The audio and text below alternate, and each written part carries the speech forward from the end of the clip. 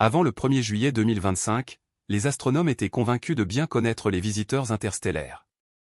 Nous disposions de 2 cas antérieurs, de modèles théoriques solides, et d'instruments aptes à démêler n'importe quelle énigme que l'univers pourrait nous lancer. Puis, l'arrivée de Troy Atlas a fait fondre notre assurance comme de la glace sous un soleil ardent. Plus nous l'examinons, moins il paraît logique. Il émet du dioxyde de carbone à un rythme qui défie les lois pour une telle taille. Il génère des nuages gazeux qui s'étendent au-delà de l'orbite terrestre autour du Soleil. Il présente des signatures chimiques incompatibles avec tout milieu de formation imaginable. Chaque nouvelle donnée nous oblige à remettre en cause des certitudes considérées comme des vérités scientifiques établies. Les télescopes les plus performants de la planète avouent en substance leur impuissance face à un bloc de roche et de glace à peine plus grand qu'une petite ville. Que signifie-t-il quand notre science la plus avancée trébuche sur un phénomène aussi basique qu'une comète? Accompagnez-nous dans cette enquête sur la raison pour laquelle ce visiteur pourrait signifier soit la découverte la plus cruciale de notre époque, soit la preuve que l'univers recèle encore des mystères pour lesquels nous ne sommes pas préparés. Première partie. Pourquoi Troy Atlas défie toute logique? Le 1er juillet 2025, à 14h37 temps universel, un événement a bousculé notre vision du cosmos.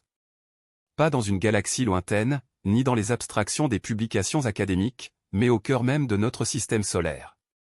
La station d'observation Atlas au Chili, un télescope automatisé effectuant des scans routiniers des cieux à la recherche d'astéroïdes potentiellement dangereux, a détecté un élément qui n'aurait pas dû se trouver là. L'objet se manifestait comme une simple tache pâle sur fond d'étoile, un point mouvant à 4,5 unités astronomiques de la position de notre Soleil. Mais en quelques heures, les calculs orbitaux ont dévoilé une réalité qui a ébranlé la communauté astronomique. Ce visiteur suivait une trajectoire hyperbolique avec une excentricité bien supérieure à 1. Dans le jargon de la mécanique céleste, cela indique qu'il est non lié. Il ne reviendra jamais dans notre système solaire. On l'a classé sous le nom de CE 2025 N1 Atlas. Mais pour les spécialistes des vagabonds stellaires, il est devenu tout simplement Troy Atlas, le 3e objet interstellaire confirmé à honorer notre voisinage cosmique. Sa vitesse seule aurait dû nous alerter sur son caractère exceptionnel. 130 000 milles par heure, soit 209 000 km/h. Ce n'est pas seulement rapide selon nos critères terrestres. C'est le visiteur du système solaire le plus véloce jamais enregistré. Pour illustrer, figurez-vous une balle filant à une vitesse ordinaire. Multipliez-la par 170. Voilà Troy Atlas fonçant dans l'espace avec l'élan d'un système stellaire tout autre. Mais la rapidité, comme nous allions le constater, n'était que le premier de ses secrets. Quelques jours après sa détection, le télescope Gemini North à Hawaï a orienté son miroir de 8 mètres vers cet intrus cosmique. Ce qu'il a montré contredisait nos idées sur l'apparence d'un rocher interstellaire.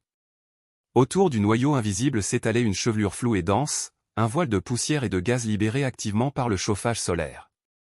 Ce n'était pas un débris interstellaire froid et inerte. Cette chose était vivante, exhalant des vapeurs dans l'espace tandis que l'énergie de notre Soleil réveillait des glaces endormies depuis des millions d'années dans le froid intersidéral. Les répercussions ont heurté la communauté scientifique comme une météorite.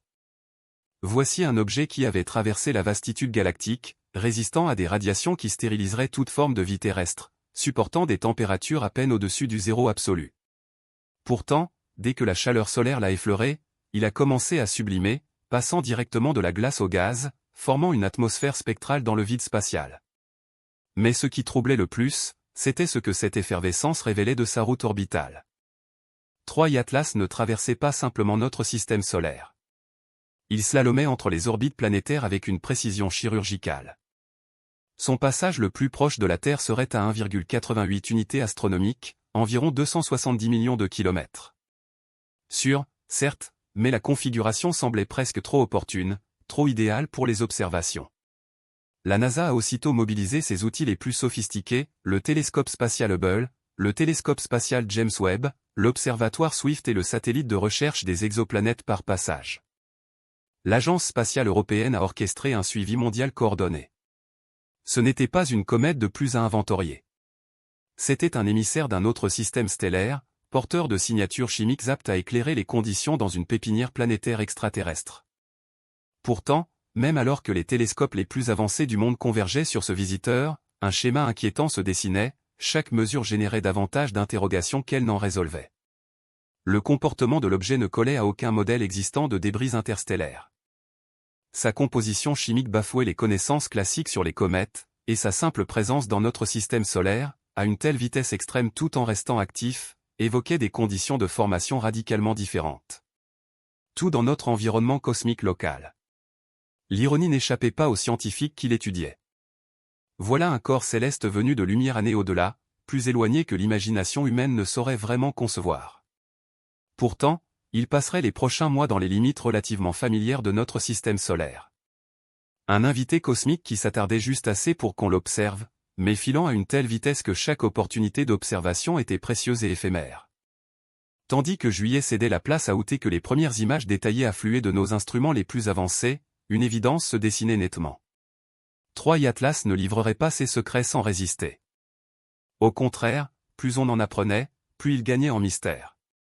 La scène était plantée pour une poursuite contre le temps lui-même, une course pour percer les énigmes de ce vagabond insaisissable avant qu'il ne s'évanouisse à jamais dans l'obscurité cosmique, emportant ses secrets vers l'espace intersidéral. Deuxième partie, le parcours à travers notre voisinage. Imaginez le système solaire comme un gigantesque mécanisme d'horlogerie, avec les orbites planétaires traçant des routes prévisibles à travers l'espace et le temps. À présent, visualisez une balle tirée d'une autre galaxie, traversant cette machinerie céleste à une vitesse inimaginable, slalomant entre les engrenages avec une précision mathématique. Cette balle, c'est Troy Atlas, et sa trajectoire dans notre quartier raconte une histoire de synchronisation cosmique qui frôle le théâtre. L'itinéraire du visiteur ressemble à une visite minutieusement orchestrée du système solaire interne, bien qu'il ait été gravé dans les étoiles bien avant l'apparition de la Terre. Le périhélie, le point le plus proche de notre Soleil, surviendra le 29 octobre 2025. Pas à la distance confortable de la plupart des comètes, mais dans un passage brûlant entre les orbites de la Terre et de Mars, à environ 130 millions de miles de notre étoile. Suffisamment près pour que l'énergie solaire vaporise d'anciennes glaces, mais assez loin pour esquiver une destruction totale. C'est là que la chorégraphie cosmique vire à la cruauté par sa justesse. Au moment où Troy Atlas s'approchera le plus du Soleil, la Terre se trouvera exactement de l'autre côté de notre étoile. Pendant près de 2 mois, de fin septembre à début novembre, notre hôte sera noyé dans l'éclat solaire, invisible à tous les télescopes terrestres ou en orbite. Comme si l'univers avait ourdi un complot pour masquer les instants cruciaux de cette rencontre intersidérale. La fenêtre d'observation narre une frustration astronomique. Les chercheurs disposent d'environ 3 mois pour collecter des données avant que Troy Atlas ne disparaisse derrière notre étoile. Puis, peut-être 6 semaines après son réapparition en décembre, avant que l'objet ne devienne trop faible et lointain pour des études significatives.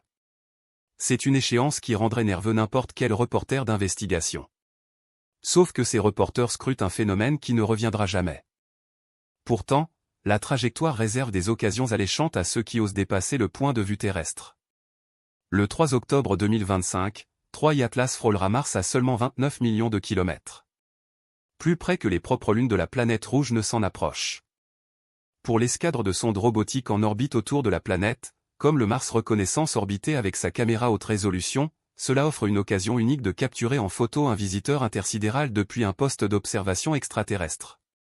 En astronomie, la géométrie est primordiale, et ici elle se révèle à la fois bénédiction et malédiction. Quand Troy Atlas réapparaîtra dans le ciel terrestre début décembre, il illuminera les heures précédant l'aube dans la constellation de la Vierge, grimpant vers le Lion au fil des semaines. Mais d'ici là, il filera loin du Soleil à plus de 150 000 milles par heure, s'estompant nuit après nuit tandis qu'il replonge dans les profondeurs cosmiques. Pour les astronomes amateurs espérant entrevoir ce messager d'une autre étoile, les nouvelles ne sont pas réjouissantes. À son apogée de brillance, Troy Atlas n'atteindra que la magnitude 11 ou 12, visible uniquement au télescope, sous la forme d'une étoile floue et pâle parmi des millions d'autres. Pas de spectacle à l'œil nu, pas de queue éclatante barrant le firmament comme chez la comète Hale-Bopp ou Neowise.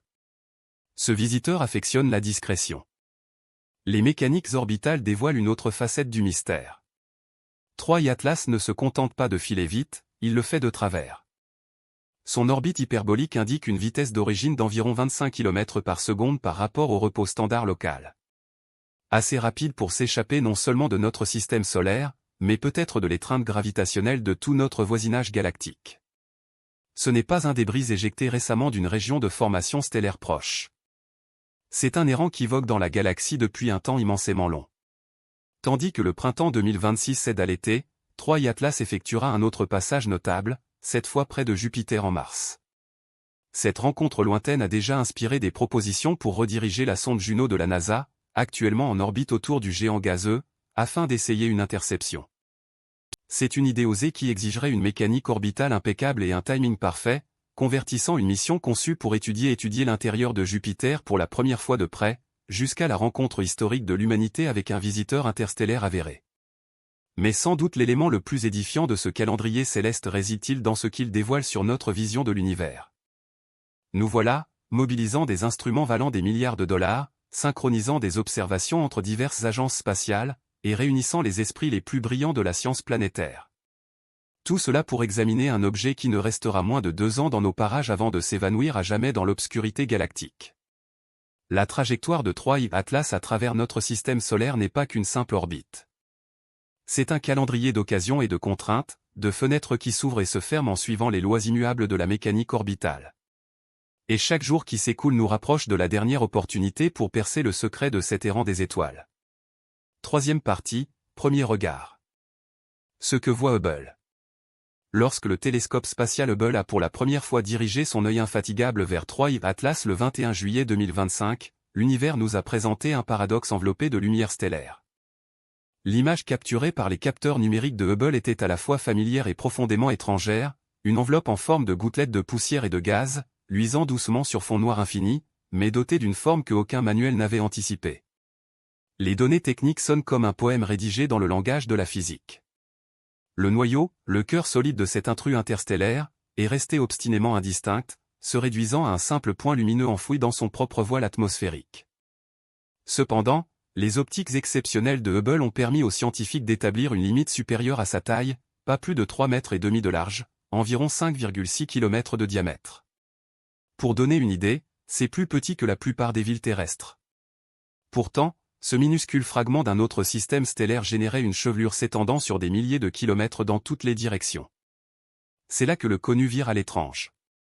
Hubble a suivi la comète sur fond d'étoiles, la maintenant précisément au centre de son champ de vision. Résultat, les étoiles apparaissent comme des traînées lumineuses sur l'image, formant un arrière-plan éthéré qui donne l'impression que la comète traverse un tunnel de lumière.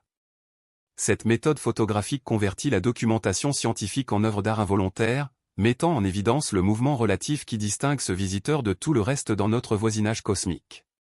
La chevelure elle-même narre une histoire de thermodynamique se déroulant sur une scène interstellaire. Tandis que 3i Atlas s'approchait du Soleil, franchissant le seuil des 4 unités astronomiques où la glace d'eau commence à se sublimer activement, le noyau a entamé la perte de matière dans un processus probablement inactif depuis des millions d'années. Les particules de poussière libérées de leur matrice glacée ont formé un nuage approximativement sphérique autour du noyau, mais avec un allongement marqué orienté à l'opposé du Soleil. Ce n'était pas hasardeux. C'était la physique à l'œuvre. La pression de radiation solaire et les forces gravitationnelles modelant la chevelure en sa forme classique de goutte de larmes. Pourtant, quelque chose clochait avec la queue. Chez la plupart des comètes, la queue antisolaire, ce flux de matière repoussé du Soleil par la pression de radiation, est saillante et nettement visible. Chez 3i Atlas, cette caractéristique était curieusement discrète, presque dissimulée. Les analyses initiales de Hubble en indiquaient la présence, sans pouvoir la confirmer avec certitude. La géométrie paraissait anormale, comme si nous observions la queue sous un angle qui la comprimait jusqu'à la rendre presque invisible.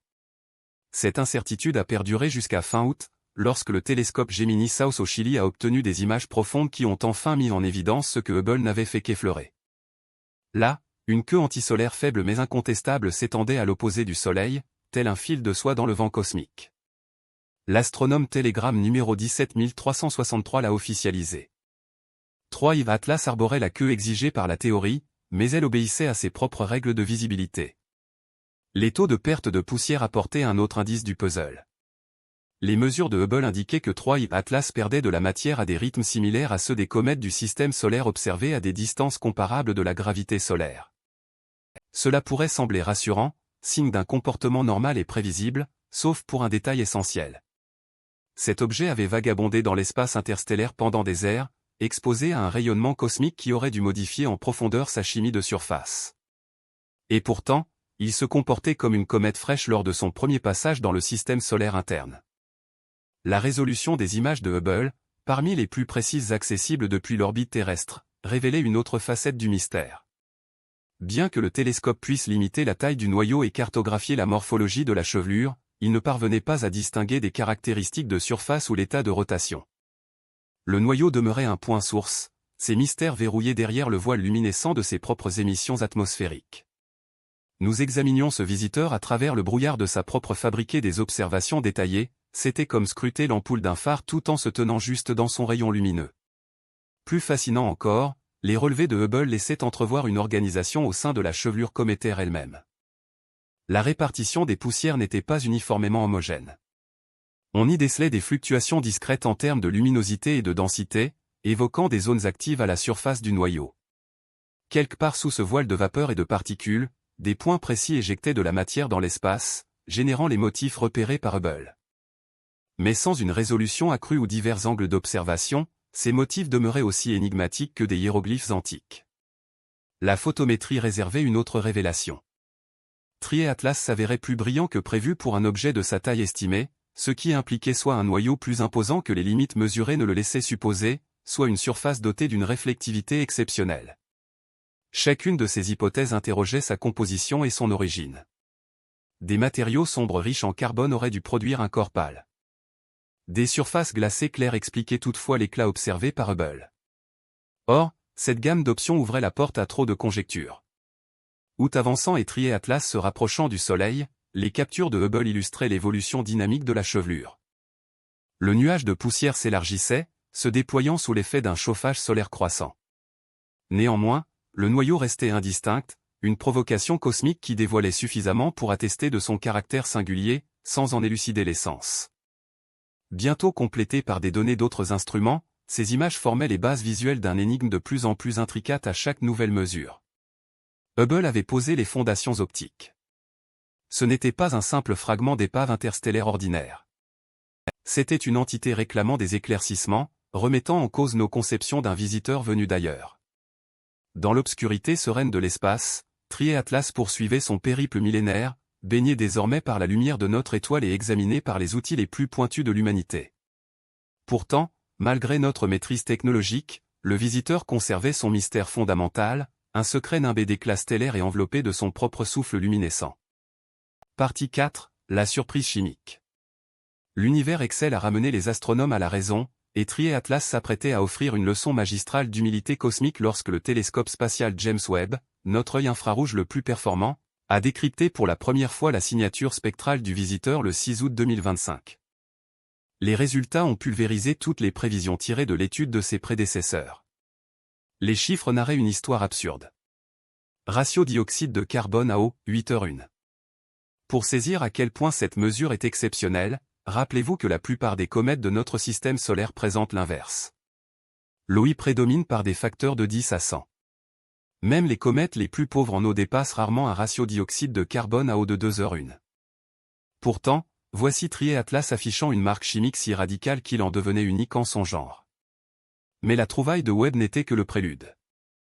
Du 8 au 12 août, la mission SPHERX, l'arpenteur infrarouge à grand champ de la NASA, a braqué son regard sur cette bizarrerie interstellaire et mis au jour un phénomène contredisant tous les schémas de comportement cométaire. L'émission de dioxyde de carbone ne se limitait pas à une zone étroite autour du noyau.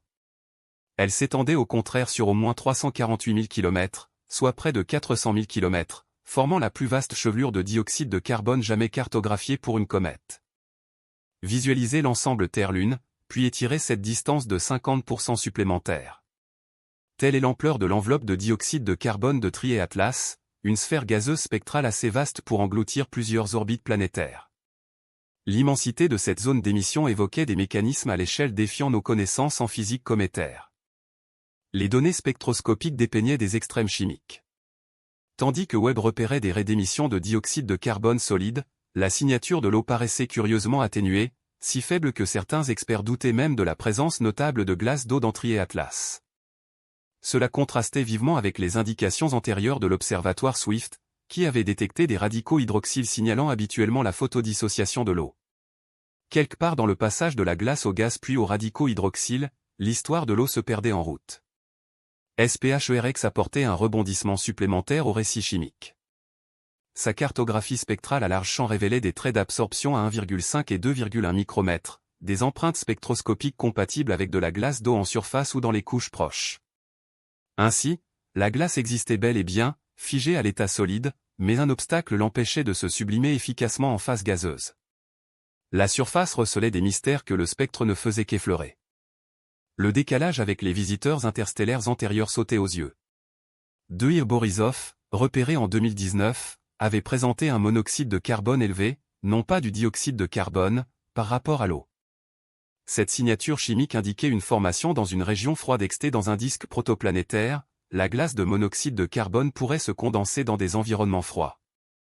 En revanche, le dioxyde de carbone suit un parcours distinct, il se forme à des températures modérées, dans des zones où l'eau adopterait une phase liquide ou gazeuse. Néanmoins, le dioxyde de carbone pourrait encore geler directement depuis la phase gazeuse. Ces découvertes ont profondément influencé les modèles de formation planétaire. Si Troy Atlas s'est développé à proximité d'une ligne de neige de dioxyde de carbone dans un système stellaire distant, il pourrait incarner des matériaux issus d'une région similaire à la ceinture d'astéroïdes de notre système solaire, un espace trop chaud pour la glace d'eau, mais suffisamment frisqué pour que le dioxyde de carbone se solidifie. De tels contextes pourraient être répandus autour d'autres étoiles, sans que nous ayons jamais analysé de matière provenant d'un tel lieu auparavant. Le nuage étendu de dioxyde de carbone soulève des interrogations encore plus profondes. Comment un noyau de seulement quelques kilomètres de diamètre parvient-il à produire et à entretenir une zone d'émission plus vaste que la plupart des orbites planétaires? La physique sous-jacente exige soit une surface extrêmement dynamique, bien plus que tout ce que nous avons observé chez les comètes du système solaire, soit un processus radicalement novateur pour éjecter du gaz dans l'espace. Certains experts avancent que Troy Atlas pourrait se fragmenter, libérant des fragments riches en dioxyde de carbone qui poursuivent leur sublimation en s'éloignant du noyau principal. D'autres hypothésant que l'émission prolongée découlerait d'interactions entre le vent solaire et un nuage gazeux antérieur, grossissant ainsi l'étendue apparente de la zone active. Chacune de ces interprétations repousse les limites de la science cométaire classique. Le moment de ces révélations n'aurait pu être plus théâtral. Alors que Troy Atlas approchait de la fenêtre d'observation idéale avant la conjonction solaire, sa composition chimique se dévoilait comme radicalement inédite par rapport à notre répertoire d'objets interstellaires. Nous assistions à un laboratoire chimique exceptionnel en déplacement, alimenté par notre Soleil, mais porteur de l'histoire gelée d'un système planétaire extraterrestre. Pourtant, la prédominance du dioxyde de carbone impliquait aussi une leçon sérieuse.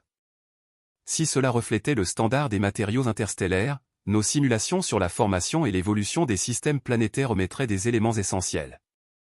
La variété chimique de Troy Atlas, contrastant avec les signatures de 1 Oumuamua et 2 Borisov, indiquait que la galaxie abrite une population d'éjecta bien plus diversifiée que ne le prévoyaient nos théories. Tandis qu'Out cédait la place à septembre et que la période d'observation se resserrait, les astronomes se retrouvaient détenteurs de données à la fois révolutionnaires et frustrantes par leur incomplétude. La chimie de Troy Atlas apparaissait manifestement exceptionnelle. Mais s'il s'agissait d'une classe inédite d'objets interstellaires ou d'un cas extrême de phénomène connu demeurait une énigme. L'univers, semblait-il, s'ingéniait à nous maintenir en haleine jusqu'au bout. Partie 5. Ce que nous ignorons encore. 3 mois après sa découverte, alors que certains des instruments les plus avancés de la planète étaient braqués sur Troy Atlas, nous nous retrouvons dans une situation curieuse, nous en savons trop peu sur tant de choses. Chaque mesure a mis en lumière de nouvelles dimensions de cette énigme interstellaire.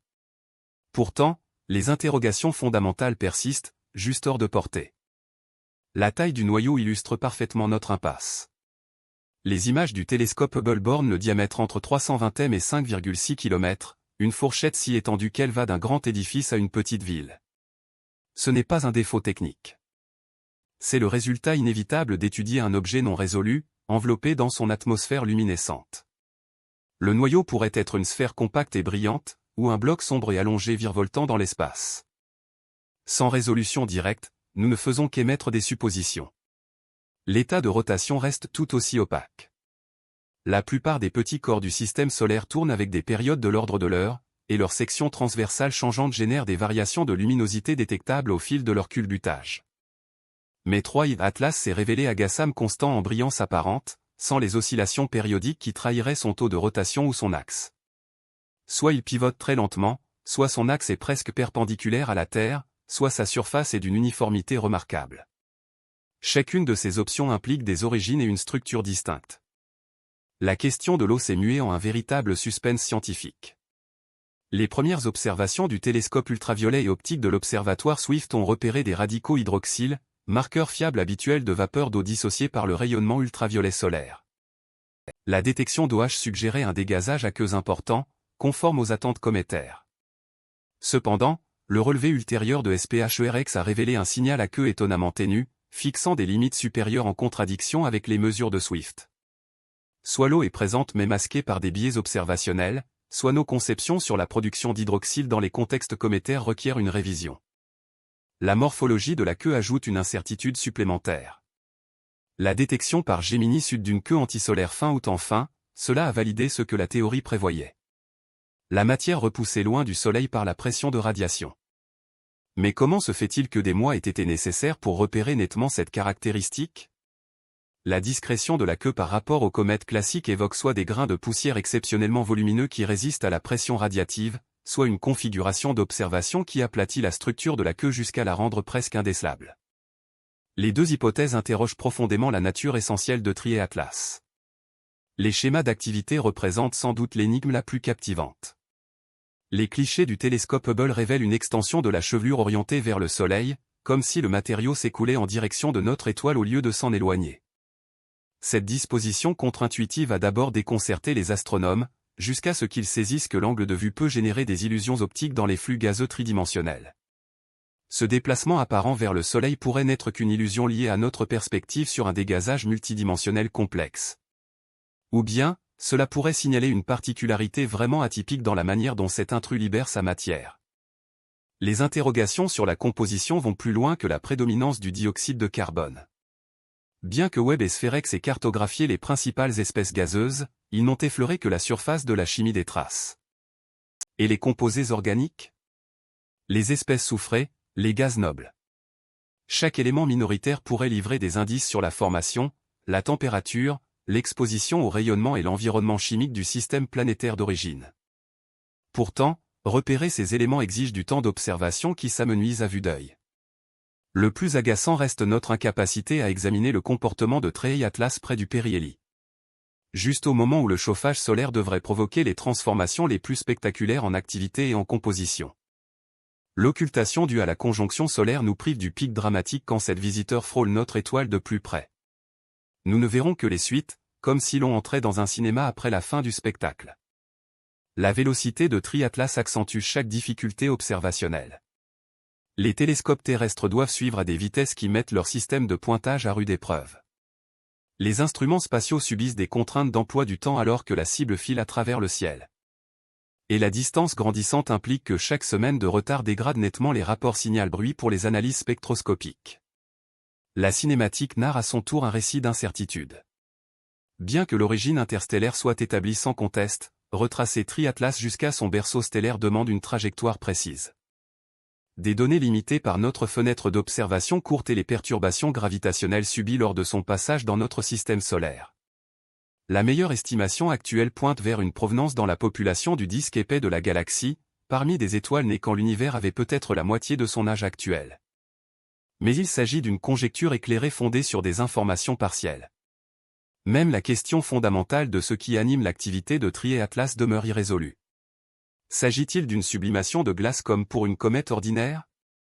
D'une fragmentation due au stress thermique ? Pourrait-elle être électriquement chargée, réagissant de façon inhabituelle au vent solaire ? La chevelure étendue en dioxyde de carbone évoque des échelles d'activité que les modèles simples de sublimation peinent à justifier. À l'approche de l'échéance de conjonction solaire, les incertitudes accumulées génèrent une tension scientifique singulière. Nous en savons assez sur Trié Atlas pour apprécier son caractère exceptionnel, mais pas assez pour en saisir les raisons. Le retour en décembre offrira une ultime opportunité de percer l'énigme ou d'admettre que certains mystères cosmiques sont destinés à rester voilés. L'univers, visiblement, affectionne les voyageurs qui débarquent avec plus d'interrogations que de réponses. Partie 6. Qu'est-ce qui définit un objet interstellaire ? Le cosmos ne délivre pas de passeport, mais s'il en existait, Trié Atlas en posséderait un issu d'un autre système stellaire. Appréhender ce qui rend un objet authentiquement interstellaire implique de plonger dans les calculs de la mécanique orbitale, un idiome où les valeurs d'excentricité et les trajectoires hyperboliques relatent des odyssées cosmiques s'étendant sur des millions d'années. dans le jargon précis de la mécanique céleste, tout objet doté d'une excentricité orbitale supérieure à 1 est détaché de notre système solaire. Il suit ce que les mathématiciens nomment une trajectoire hyperbolique. Un chemin qui s'ouvre vers l'infini plutôt que de se boucler en ellipse. Triatlas affiche une excentricité d'environ 1,7. Ce qui signifie qu'il n'est pas seulement libre, mais qu'il file à une telle allure que même la puissante gravité de Jupiter peine à courber sa route. Cependant, l'excentricité ne raconte pas toute l'histoire. La mesure vraiment décisive s'appelle V-infinité. La vitesse qu'un objet aurait par rapport au Soleil s'il se trouvait à une distance infinie, hors de l'emprise de la gravité solaire. Pour les objets nés dans notre système solaire, cette vitesse avoisine 0.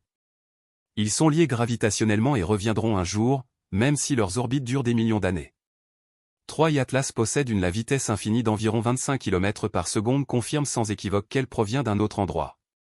Pour se représenter cette allure, songez que la Terre gravite autour du Soleil à près de 30 km par seconde. L'objet 3i Atlas se déplace presque aussi rapidement par rapport au système solaire que notre planète autour de son étoile. Voilà l'élan d'un monde tout à fait différent, la trace cinétique d'un milieu de formation régi par des lois physiques distinctes en matière de gravité et de mouvement. Le processus de découverte met en lumière à quel point ces voyageurs interstellaires sont exceptionnels.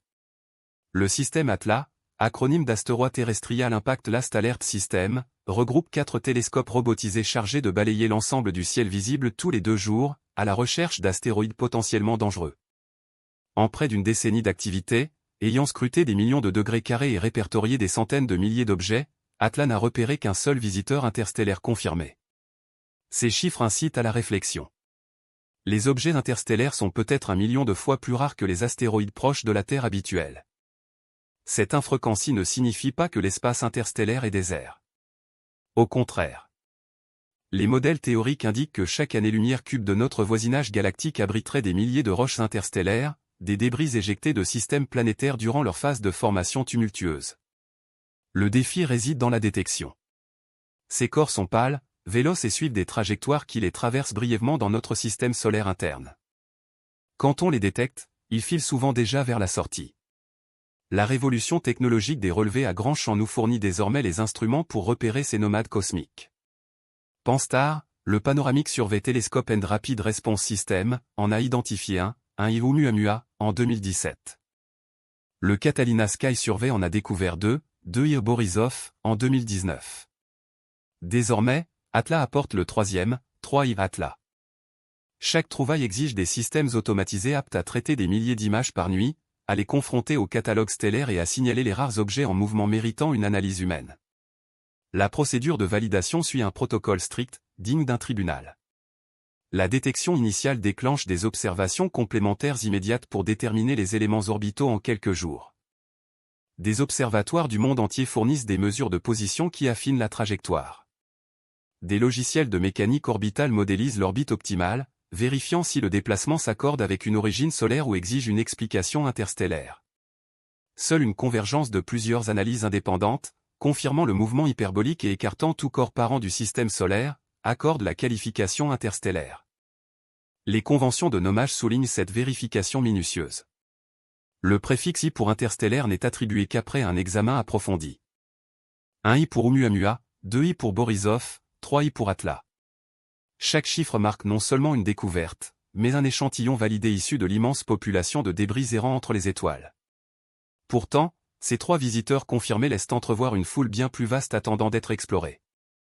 L'observatoire Rubin, en construction au Chili, démarrera ses opérations en 2025 avec une capacité de relevé surpassant l'ensemble des systèmes actuels réunis. Sa caméra à grand champ cartographiera le ciel austral entier tous les 3 soirs, avec une sensibilité permettant de repérer les objets interstellaires des années avant leur périhélie. Les estimations théoriques prévoient que Rubin pourrait en identifier de 1 à 70 par an, convertissant ces hasards cosmiques rares en occasions scientifiques courantes. La physique sous-jacente à la désignation interstellaire ouvre des perspectives fascinantes. Ces objets sont des capsules temporelles issues d'autres systèmes stellaires, conservant des signatures chimiques et isotopiques de milieux de formation planétaire inaccessibles. Chaque arrivant constitue un spécimen de laboratoire livré à notre porte, portant des indices sur les conditions près d'étoiles distantes de centaines d'années-lumière et bien plus jeunes que notre Soleil. Les trajectoires hyperboliques impliquent une unique opportunité d'étude pour chacun. Contrairement aux comètes périodiques qui reviennent pour de multiples observations, les objets interstellaires sont des rencontres éphémères et irréversibles. Les données collectées durant leur passage fugace dans notre zone d'observation représentent l'unique savoir que nous obtiendrons sur ces échantillons précis du champ de débris galactique. Tandis que Troy Atlas poursuit son périple hyperbolique vers le périhélie, son origine interstellaire ne fait plus de doute. L'énigme ne porte plus sur sa provenance d'un autre système stellaire, la mécanique orbitale le démontre irréfutablement. L'énigme concerne le type de système stellaire capable de générer un tel vagabond atypique et ce que sa composition chimique singulière dévoile sur la formation planétaire dans des contextes radicalement étrangers aux nôtres. Partie 7. 3 visiteurs, 3 caractères. L'univers possède un humour étrange, et cela se manifeste avec éclat chez les vagabonds. Galerie des voyageurs interstellaires qui ont visité notre système solaire. En moins d'une décennie, nous avons accueilli 3 intrus confirmés venus d'autres systèmes stellaires. Chacun arborant une personnalité si particulière qu'ils paraissent taillés pour dérouter toutes nos idées préconçues sur l'immensité cosmique. Le premier fut un Oumuamua en 2017, l'équivalent céleste d'un inconnu impassible franchissant la porte d'un bar de province. Pas de chevelure visible, pas de queue, aucune émission gazeuse repérée par les télescopes. Simplement un objet en forme de cigare qui virevoltait et renvoyait la lumière solaire comme un métal lustré. Son trajet resta d'une banalité provocante jusqu'à ce qu'il s'éloigne du Soleil en accélérant sans raison apparente. Cette accélération, modeste mais quantifiable, atteignait environ 1% de la gravité terrestre. Pourtant, elle contredisait toutes les règles attendues pour un rocher inerte dans l'espace. La communauté scientifique s'est embrassée dans des controverses. Certains ont évoqué des processus inhabituels, comme des dégazages d'hydrogène issus de glace souterraine, une pression radiative sur une surface exceptionnellement réfléchissante, ou des hypothèses plus audacieuses impliquant des voiles solaires ou des effets électromagnétiques. L'accélération était indéniable, validée par de multiples observatoires, mais son origine demeurait frustrante d'énigmes. Un Oumuamua avait transformé la physique gravitationnelle en polar cosmique, semant plus d'interrogations que de réponses avant de filer dans l'espace interstellaire. Puis arriva 2 Borisov en 2019, tel un vieil ami apportant des présents exotiques. Voilà enfin un visiteur interstellaire se comportant en vraie comète. Chevelure éclatante, queue marquée, dégazage constant de vapeur d'eau et de poussière. Tous les attributs que les astronomes attendaient d'un bloc de glace primordial. Mais Borisov réservait sa propre surprise chimique, une profusion de monoxyde de carbone bien supérieure à celle des comètes de notre système. Son rapport monoxyde de carbone O indiquait une jeunesse dans un milieu plus froid que les confins de notre propre système, peut-être autour d'une étoile dotée d'un disque de glace plus vaste. Désormais, Troy Atlas entre en scène comme le 3e épisode de cette saga interstellaire, et sa composition chimique semble ourdie pour embrouiller les tendances que nous pensions décrypter. Là où Oumuamua n'affichait aucun gaz et Borisov un excès de monoxyde de carbone, Troy Atlas règne par le dioxyde de carbone. Cette séquence absence de dégazage notable, puis surplus de monoxyde de carbone, enfin prédominance du dioxyde de carbone évoque un éventail d'environnements de formation si variés que chaque autre semble issu d'un cosmos distinct. Les différences morphologiques frappent tout autant. La silhouette effilée et tournoyante d'Oumuamua évoquait soit un éclat naturel, soit une origine plus géométrique. Son rapport longueur-largeur de 10h était extrême, même pour un astéroïde, suscitant des spéculations sur une forme artificielle possible. Borisov, à l'opposé, se montrait parfaitement classique, un noyau à peu près sphérique ceint d'une chevelure symétrique et prolongée d'une queue antisolaire exemplaire. Troy Atlas se place au milieu de manière des plus déroutantes. Sa chevelure est dense et à peu près ronde, indiquant un noyau solide plutôt qu'une structure éclatée. Mais la queue discrète qui s'est enfin révélée en imagerie de fin août reste étonnamment atténuée par rapport à la gerbe voyante de Borisov. Cette configuration évoque un dégazage localisé et maîtrisé, loin de l'activité éruptive habituelle des comètes approchant leur périhélie. Les estimations de taille pour chaque visiteur racontent à leur tour une histoire de variété. Oumuamua mesurait environ 400 mètres de long pour seulement 40 mètres de large, une aiguille cosmique. Le noyau de Borisov était évalué à près d'un demi-kilomètre de diamètre, courant pour une comète de taille moyenne. Troy Atlas se situe entre ces pôles, avec une limite supérieure de 5,6 km, mais peut-être bien plus modeste. Chaque intrus explore une échelle distincte de débris dans la population interstellaire. Plus fascinant encore, les 3 arrivants se sont présentés avec des brillances apparentes et des contextes de découverte totalement dissemblables. Oumuamua fut repéré alors qu'il fuyait déjà le Soleil, découvert presque par hasard lors de relevés routiniers d'astéroïdes. Borisov fut détecté en approche des abords externes du système solaire, offrant des mois de préparation anticipée. 3 Atlas fut saisi au moment idéal, assez loin pour organiser les observations, assez près pour lancer sans tarder des études approfondies. Les signatures chimiques laissent entrevoir des formations dans 3 milieux distincts.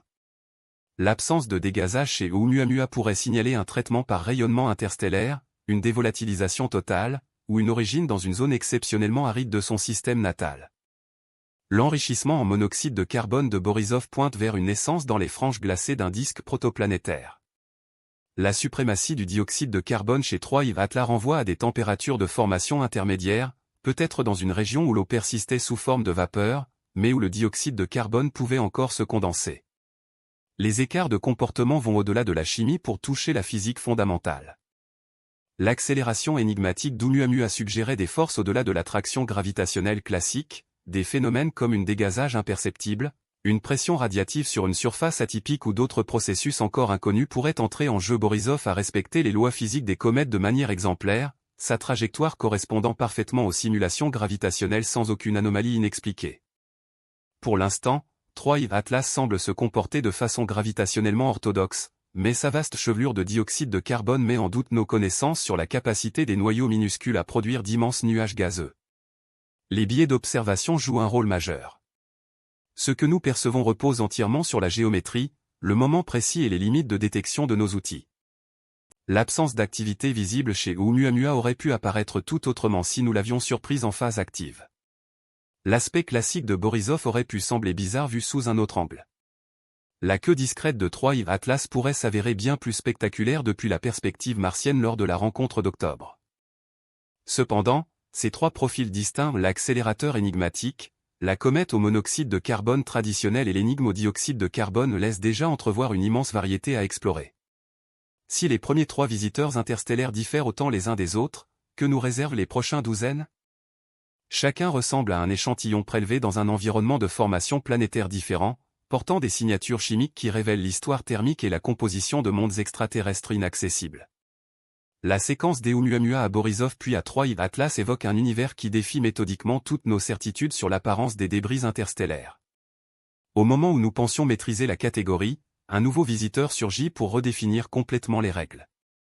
Tandis que 3 Atlas se rapproche de sa conjonction solaire, on se demande si sa personnalité atypique n'est que la pointe d'un iceberg encore plus curieux, ou si nous découvrons simplement que l'espace entre les étoiles recèle une diversité chimique bien plus grande que prévu. Chapitre 8, les énigmes dynamiques. L'univers excelle à dissimuler ses secrets les plus cruciaux dans les moindres écarts par rapport aux attentes. Et cela se manifeste nulle part aussi clairement que dans la subtile interplay des forces qui dictent le déplacement des visiteurs interstellaires à travers notre système solaire. L'histoire de 3 Atlas est fondamentalement celle d'une physique en mouvement, de minuscules accélérations qui pourraient dévoiler des vérités profondes sur la matière dans l'interespace stellaire. Oumuamua a posé les bases du mystère interstellaire en s'accélérant loin du Soleil d'une façon qui contredisait les modèles gravitationnels. L'effet était minime, environ 10 micromètres par seconde carré, soit environ 1% de la gravité de surface terrestre, mais il persistait et se mesurait sur des semaines d'observation. Plusieurs observatoires ont validé la réalité de cette accélération, transformant un problème gravitationnel censé être simple en une énigme qui inspire encore des articles scientifiques des années après. Cette accélération n'était pas aléatoire. Elle suivait un schéma précis indiquant un dégazage de l'hémisphère exposé au Soleil. Mais c'est là que Oumuamua a vraiment déconcerté. Aucun télescope n'a pu repérer le gaz ou la poussière censés accompagner un tel dégazage. L'objet se déplaçait comme une comète tout en ressemblant à un astéroïde, générant une contradiction qui a poussé les astronomes à explorer des explications de plus en plus exotiques. Certains experts ont supposé un dégazage d'hydrogène, un gaz si diffus et ardu à détecter qu'il expliquerait l'accélération sans coma visible. D'autres ont évoqué une pression radiative sur une surface exceptionnellement réfléchissante pour justifier le mouvement observé. Les hypothèses les plus audacieuses concernaient des origines artificielles, bien qu'elles restent en marge du consensus scientifique dominant. En comparaison, 3 Atlas n'a pas encore révélé d'anomalies d'accélération similaires. Sa trajectoire colle aux prévisions gravitationnelles dans les marges d'erreur observationnelles, suivant la courbe hyperbolique fluide imposée par les lois de Newton. Mais cette normalité apparente pourrait tromper. Les forces non gravitationnelles qui ont influencé Oumuamua ne sont devenues évidentes qu'après une observation prolongée, alors que l'objet s'éloignait de l'emprise solaire. 3. Atlas approche encore de son périhélie, et les mesures les plus révélatrices pourraient survenir pendant et après son passage au plus près du Soleil. La composition chimique de 3 Atlas implique que, si des forces non gravitationnelles se manifestent, elles pourraient adopter un mode bien différent de l'hypothèse d'hydrogène pour Oumuamua. La sublimation de dioxyde de carbone libère des molécules bien plus lourdes que l'hydrogène, produisant un transfert de quantité de mouvement plus facile à repérer, mais régi par une physique distincte. Si 3 Atlas commence à afficher une accélération mesurable, cela pourrait éclaircir si le comportement des Oumuamua était unique ou une caractéristique courante des voyageurs interstellaires. La géométrie d'observation ajoute des strates de complexité à l'analyse dynamique révèle que les queues antisolaires peuvent sembler resserrées ou carrément indétectables, en fonction de l'angle de vue par rapport au déplacement de la comète. L'allongement de la chevelure orientée vers le Soleil, observé par Hubble chez 3 Atlas, a d'abord déconcerté les astronomes, qui s'attendaient à ce que la matière s'éloigne de l'astre plutôt que de s'en approcher. Pourtant, les dynamiques gazeuses en 3 dimensions génèrent des illusions optiques, des flux de matière en trajectoire complexe paraissent se diriger de façon inattendue lorsqu'on les projette sur le plan bidimensionnel du ciel. La vaste chevelure de dioxyde de carbone pose elle aussi un véritable casse-tête dynamique. Comment un noyau de seulement quelques kilomètres de diamètre parvient-il à soutenir une zone d'émission active s'étendant sur des centaines de milliers de kilomètres? La physique impose soit une surface exceptionnellement productive peut-être 100 fois plus par unité de surface que les comètes solaires habituelles, soit un processus qui disperse la matière productrice de gaz sur un volume bien plus grand que le noyau lui-même. Une hypothèse envisage que 3 Atlas soient en réalité un agrégat lâche de fragments plus petits, chacun émettant des gaz de manière autonome pour former cette région étendue. Dans ce scénario, on s'attendrait toutefois à repérer des signes de fragmentation dans les images, des pics de luminosité multiples ou des formes allongées trahissant la présence de morceaux distincts. Or, les clichés haute résolution de Hubble n'en montrent aucun pour l'instant. Une autre interprétation met en jeu l'interaction entre l'émission de gaz et le vent solaire. Lorsque les molécules de dioxyde de carbone s'échappent du noyau, elles subissent l'ionisation par le rayonnement ultraviolet solaire, formant ainsi une foule de particules chargées qui réagissent au champ magnétique solaire. Ces forces électromagnétiques pourraient propulser le gaz à des vitesses bien supérieures à celles d'une simple expansion thermique, expliquant ainsi l'immensité du nuage de dioxyde de carbone. L'état de rotation de 3 Atlas demeure inconnu, mais il pourrait livrer des indices essentiels sur ces mécanismes dynamiques. La plupart des petits corps tournoient de façon erratique sous l'effet des torques d'émission OCG gazeux qui fonctionnent comme de minuscules propulseurs, modifiant progressivement l'axe de rotation. Si 3 Atlas émet des gaz avec autant de vigueur que le suggère sa chevelure étendue, il devrait subir des torques notables, visibles sous forme de variations de brillance en photométrie à long terme. Pourtant, les données photométriques affichent une stabilité remarquable, sans les oscillations périodiques qui signaleraient un mouvement de culbutage. Cela pourrait indiquer une rotation extrêmement lente, une vue presque polaire masquant tout changement de section apparente, ou une surface si homogène que la rotation n'entraîne aucune variation de luminosité détectable. Chacune de ces options implique des caractéristiques structurelles et une origine distincte pour l'objet. Les observations préliminaires, issues du satellite TESS, Transiting Exoplanet Survey Satellite, suggèrent une possible activité même à de grandes distances, là où 3 Atlas fut détecté initialement. Si cela se confirme, cela signifierait que le visiteur était déjà actif au-delà de l'orbite de Jupiter, évoquant soit une composition particulièrement volatile, soit un déclencheur indépendant du simple chauffage solaire. À mesure que 3 Atlas s'approchent du périhélie, les interrogations dynamiques ne feront que s'amplifier. Montrera-t-il l'accélération énigmatique qui marqua Oumuamua? Sa morphologie de chevelure dévoilera-t-elle les structures de jet expliquant son nuage gazeux étendu? Ces réponses pourraient transformer notre vision du comportement de la matière interstellaire face à un système stellaire si différent de son lieu d'origine. La physique se déploie sous nos yeux, inscrite dans les lois de la mécanique orbitale et les signatures spectrales.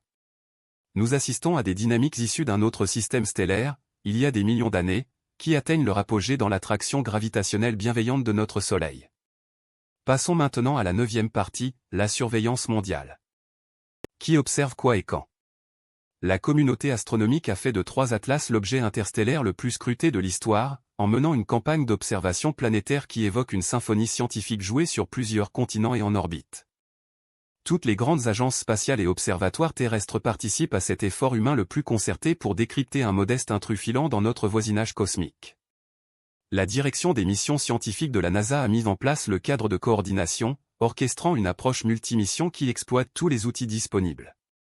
Le télescope spatial Hubble offre les images les plus précises, suivant les évolutions morphologiques de la chevelure et fixant des limites sur la taille du noyau inaccessible aux instruments au sol. Le télescope spatial James Webb fournit une spectroscopie infrarouge d'une sensibilité capable de repérer des gaz traces à des concentrations de l'ordre de parties par million.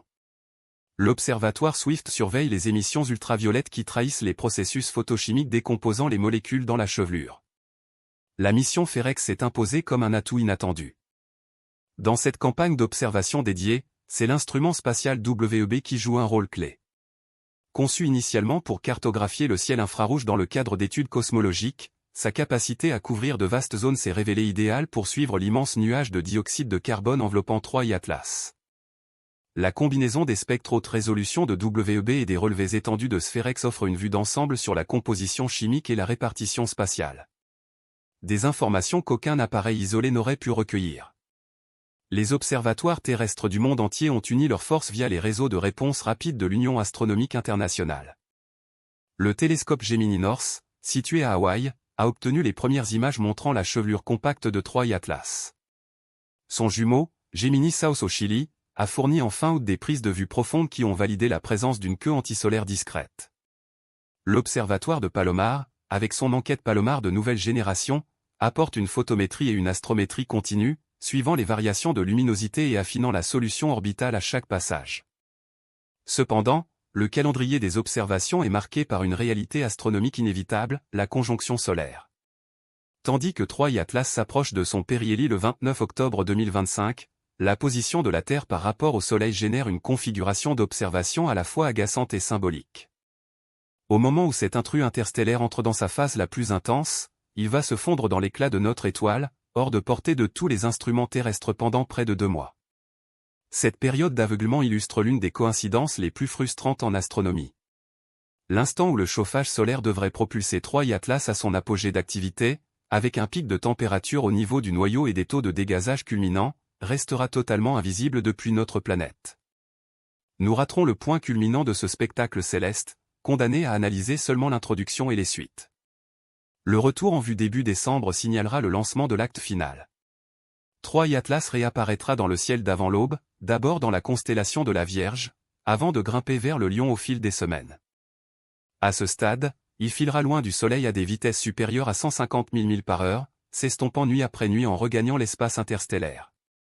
Les mesures post-périhélie deviendront une lutte contre le temps et la distance, avec un signal qui faiblit de manière exponentielle à mesure que l'objet s'éloigne. Néanmoins, ce planning ardu a stimulé des approches innovantes qui mettent en lumière le génie de la science spatiale contemporaine.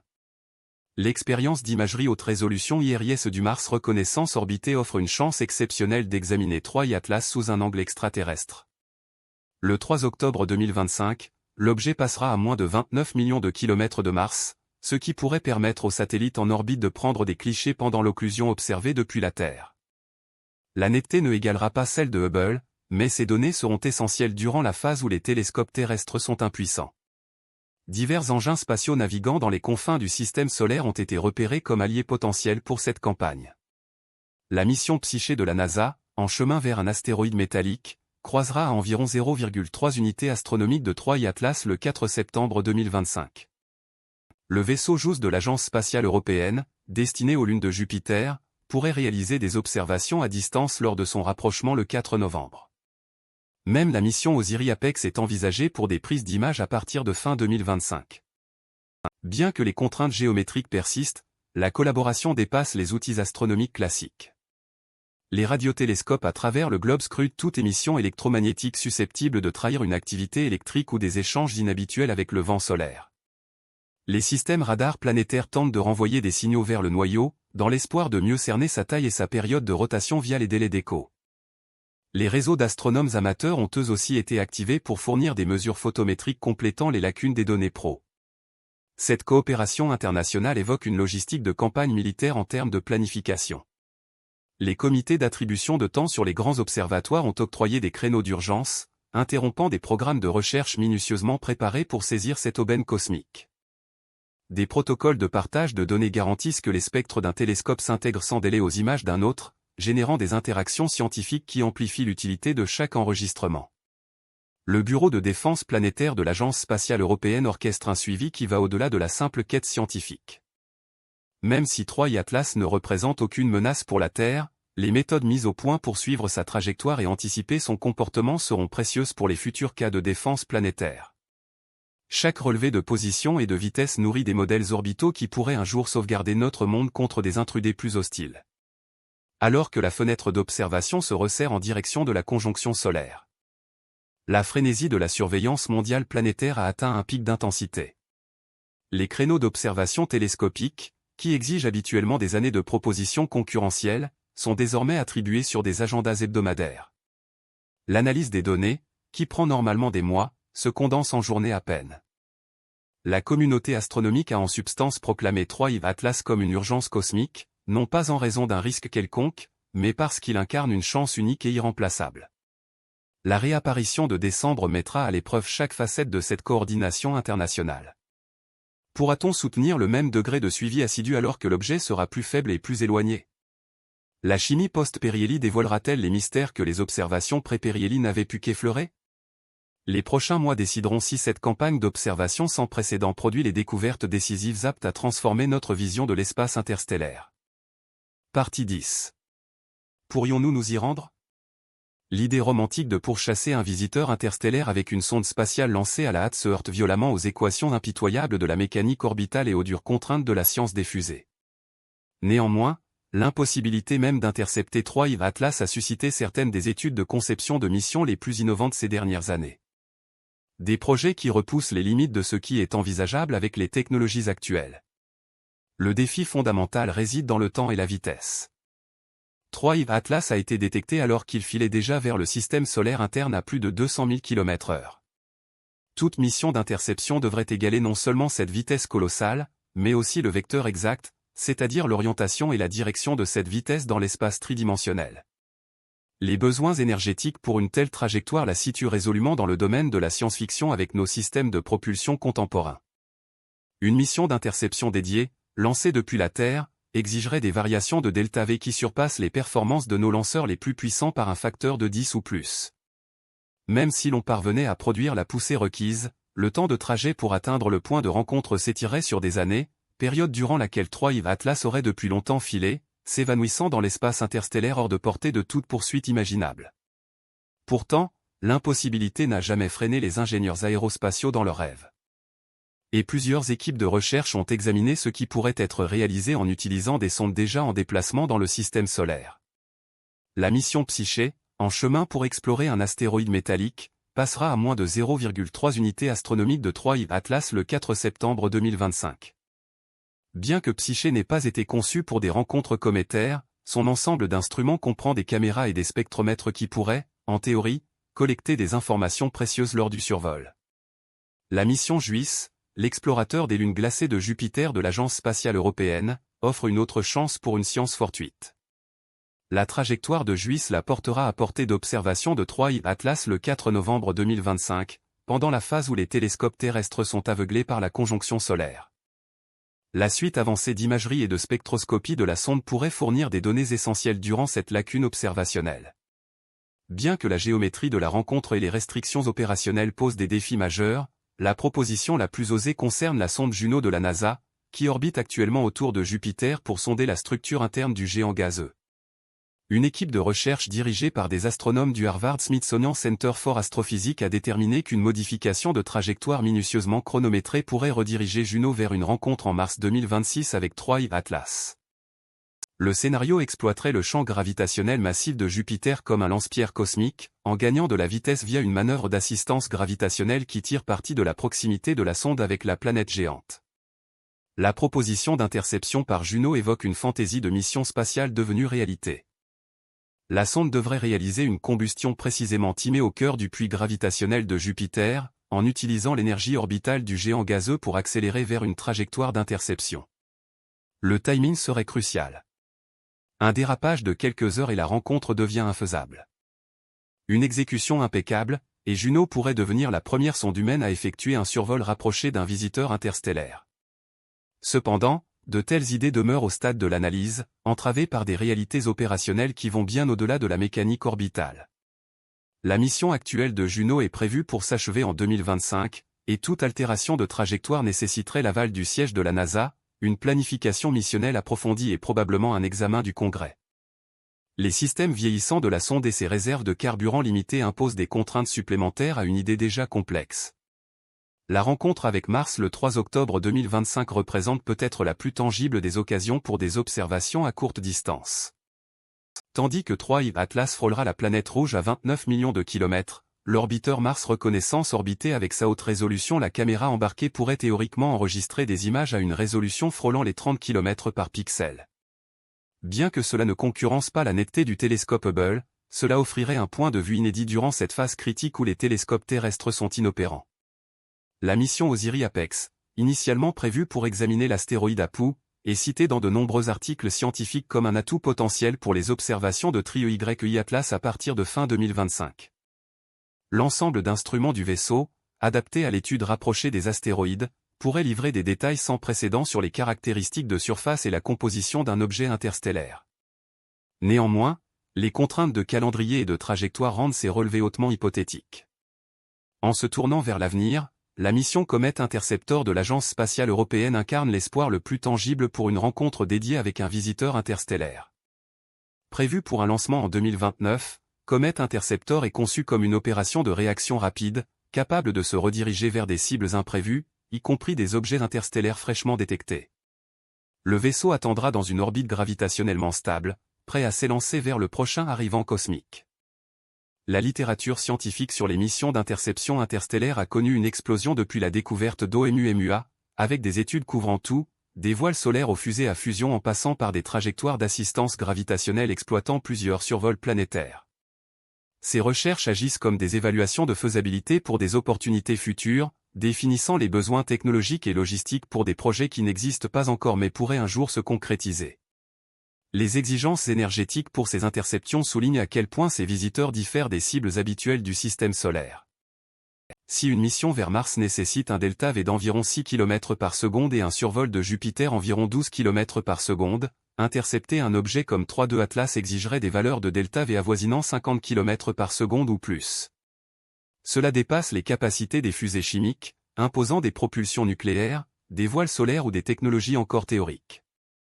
Pourtant, les retombées scientifiques d'une interception réussie seraient révolutionnaires.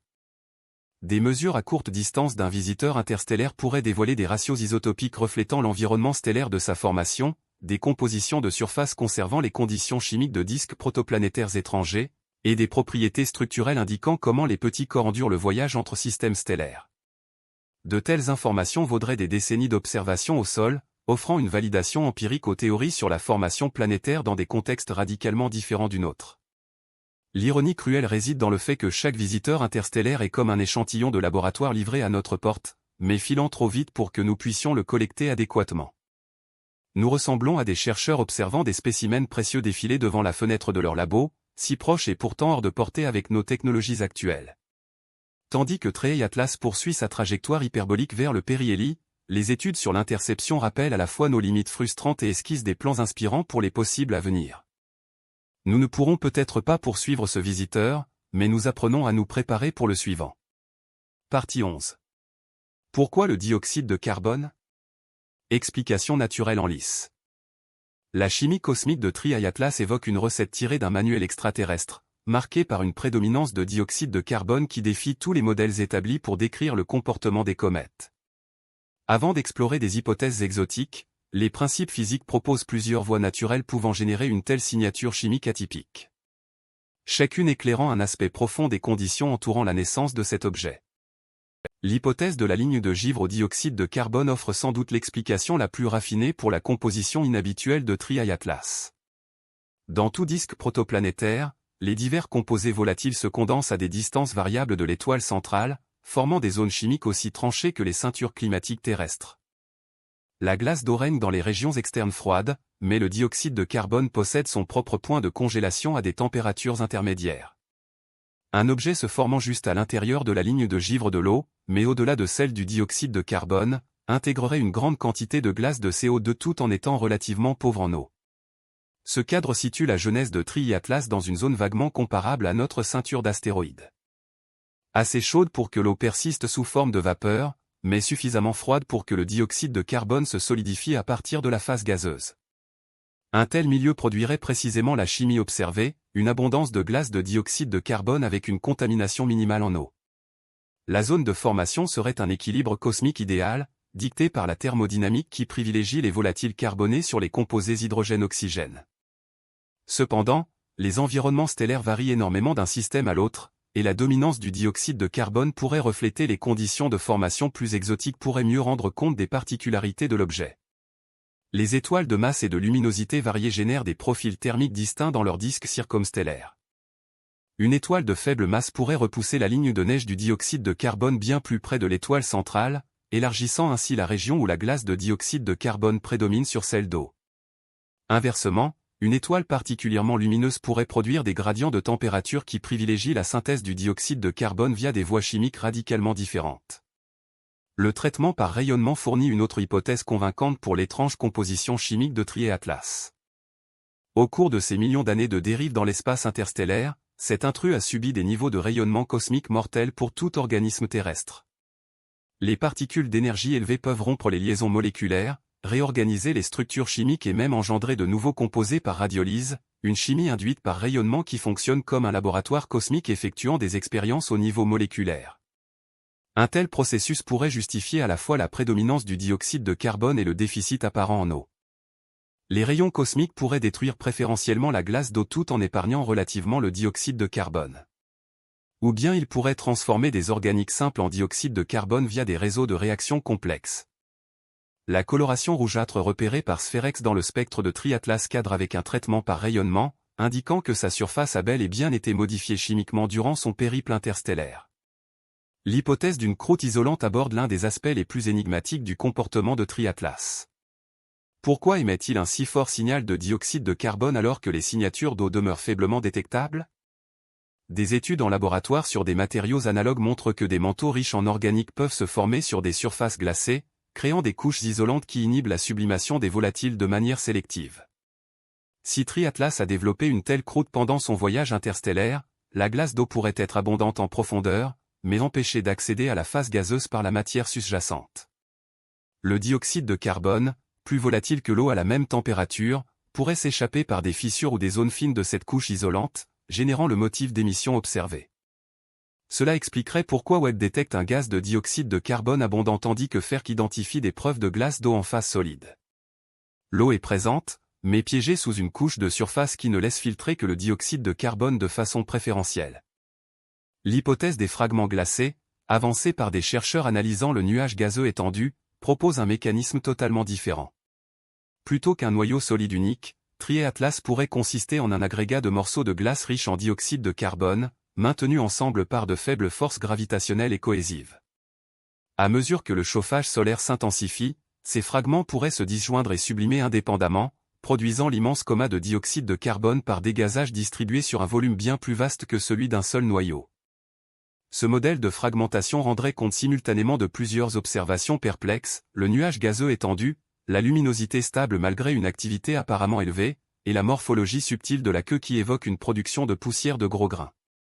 Si Tri-Atlas est fondamentalement un tas de gravier volant fait de glace de dioxyde de carbone, son comportement serait en effet sans équivalent dans notre catalogue de comètes du système solaire. La dépendance à la température apporte une autre tesselle au puzzle. À la distance actuelle de Tri-Atlas par rapport au Soleil, environ 2,5 à 3,5 unités astronomiques, la sublimation de la glace d'eau reste peu efficace.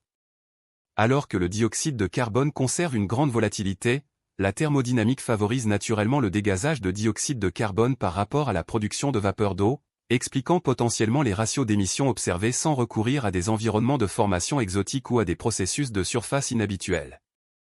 Tandis que 3,2 Atlas continue de se réchauffer en approchant du périhélie, cette dépendance thermique permet une prédiction testable. Si la dominance du dioxyde de carbone découle simplement d'effets thermodynamiques, les observations post-périhélie devraient révéler une augmentation des émissions d'eau lorsque la température du noyau atteint son maximum puis diminue. Le rapport dioxyde de carbone à eau devrait évoluer de manière prévisible, en accord avec les mesures en laboratoire des taux de sublimation de glace à diverses températures. Les effets de la taille des grains dans la coma et la queue fournissent des indices supplémentaires sur la composition de Triatlas. La queue antisolaire subtile qui est apparue fin août suggère soit des particules de poussière inhabituellement grosses résistantes à la pression de radiation, soit une composition granulaire unique influençant la réponse du matériau aux forces du vent solaire. Des études en laboratoire sur la sublimation de glace de dioxyde de carbone indiquent qu'elle peut générer des agrégats de poussière aux propriétés distinctes de celles issues de la sublimation de glace d'eau, expliquant potentiellement la morphologie inhabituelle de la queue. Chacune de ces explications naturelles pour la chimie de Triatlas ouvre des perspectives sur la physique de la formation planétaire dans des environnements que nous ne pourrons jamais observer directement. Que ce visiteur provienne d'une ligne de neige en dioxyde de carbone altérée par le rayonnement interstellaire ou qu'il fasse partie d'une population fragmentée aux composés volatiles atypiques, il recèle des données sur les conditions des disques stellaires qui élargissent notre vision du développement des systèmes planétaires. Les voies d'origine sont multiples, vérifiables et ancrées dans une physique solidement établie. Néanmoins, leur profusion même soulève une énigme. Face à tant d'hypothèses plausibles, comment discerner celle, ou le mélange, qui révèle vraiment l'histoire de cet errant céleste? Partie 12. D'où pourrait-il venir? Retracer l'orbite de Triatlas jusqu'à son berceau stellaire revient à enquêter sur un crime dont la scène se trouve à des années-lumière, avec des indices gravés dans la mécanique orbitale sur des échelles temporelles galactiques. Pourtant, dissimulés dans la trajectoire de ce visiteur, des indices cinématiques orientent vers un groupe précis d'étoiles, et par là même vers une période spécifique de l'histoire formative de notre galaxie. L'hypothèse du disque épais s'impose comme la favorite pour l'origine de Triatlas. Notre Voie lactée abrite diverses populations stellaires distinctes. Le disque mince, où trône notre Soleil, regorge d'étoiles jeunes et chargées d'éléments lourds. Le disque épais, peuplé d'étoiles plus anciennes nées quand la galaxie atteignait à peine la moitié de son âge actuel. Et l'ancien halo stellaire, qui englobe les astres les plus vieux et les plus pauvres en métaux de la galaxie. Chacune de ces populations se déplace dans l'espace avec des vitesses et des orbites typiques, reflétant l'environnement gravitationnel de leur genèse. Le vecteur de vitesse de Triatlas, sa rapidité et sa direction par rapport au repos standard local indiquent une appartenance à la population du disque épais. Ces étoiles se sont formées il y a environ 8 à 12 milliards d'années, durant l'époque dite du Midi cosmique, quand les taux de formation d'étoiles culminaient dans l'univers et que la production d'éléments lourds enrichissait vite le milieu interstellaire. Si Triatlas émerge de cette cadre stellaire, il incarne une matière qui vagabonde dans la galaxie bien avant l'apparition de la Terre. Cette provenance du disque épais a des répercussions profondes pour appréhender la formation planétaire dans l'univers primordial. Les étoiles de cette population sont issues de nuages de gaz moins riches en éléments lourds que celui ayant donné naissance à notre Soleil. Cette moindre métallicité aurait influé sur la make-up des disques protoplanétaires, favorisant peut-être les volatiles carbonés au détriment des espèces riches en oxygène, ce qui pourrait justifier la chimie singulière de Triatlas. Mais le récit d'origine va plus loin que la simple démographie stellaire, en intégrant les processus turbulents qui expulseraient d'abord la matière des systèmes planétaires. Des interactions gravitationnelles avec des géantes gazeuses peuvent dévier des corps mineurs sur des trajectoires hyperboliques, les propulsant dans l'espace interstellaire à des vitesses dictées par la géométrie précise de la rencontre. Des survols stellaires rapprochés perturbent pareillement les systèmes planétaires, arrachant la matière des disques externes qui alimentent alors la population de débris interstellaires. Ces mécanismes d'éjection génèrent un effet de sélection naturelle dans le milieu interstellaire. Seuls les objets de taille, composition et propriétés structurelles précises résistent aux processus violents d'expulsion et aux millions d'années de voyages subséquents. Triatlas symbolise un survivant de ce tamissage cosmique, portant des signatures chimiques et physiques qui codent à la fois son milieu de formation et son parcours de survie. Des études de population sur les 3 visiteurs interstellaires confirmés mettent en lumière un biais d'échantillonnage qui complique toute inférence sur les origines. Nous avons repéré un objet sans dégazage visible, un autre enrichi en monoxyde de carbone, et un dominant en dioxyde de carbone. Cela pourrait refléter la diversité réelle des débris interstellaires, ou bien les limites spécifiques de nos systèmes de détection actuels. Des objets aux distributions de taille, schémas d'activité ou géométrie d'approche variées pourraient échapper à nos télescopes. Le contexte galactique ajoute une couche d'incertitude au récit d'origine. Triatlas sillonne l'espace depuis des millions d'années, subissant des perturbations gravitationnelles de chaque système stellaire croisé.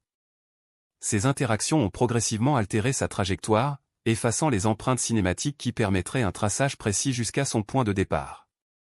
Nous pouvons identifier la population stellaire générale probable, mais localiser le système stellaire exact semble hors de portée avec les données actuelles. Les indices chimiques imposent des contraintes plus précises sur le milieu de formation.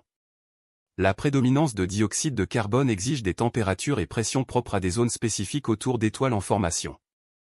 Si 3I Atlas s'est condensé à partir de la phase gazeuse dans un disque protoplanétaire, les conditions thermodynamiques ont dû privilégier le dioxyde de carbone au détriment de l'eau, ce qui évoque soit une chimie inhabituelle dans le disque protoplanétaire, soit une formation à une distance orbitale précise où de tels phénomènes se produisent spontanément. Les ratios isotopiques pourraient livrer la preuve irréfutable de l'origine de 3I Atlas. Cependant, analyser les isotopes d'un objet si faible et lointain met les techniques spectroscopiques actuelles à rude épreuve, jusqu'à leurs extrêmes limites.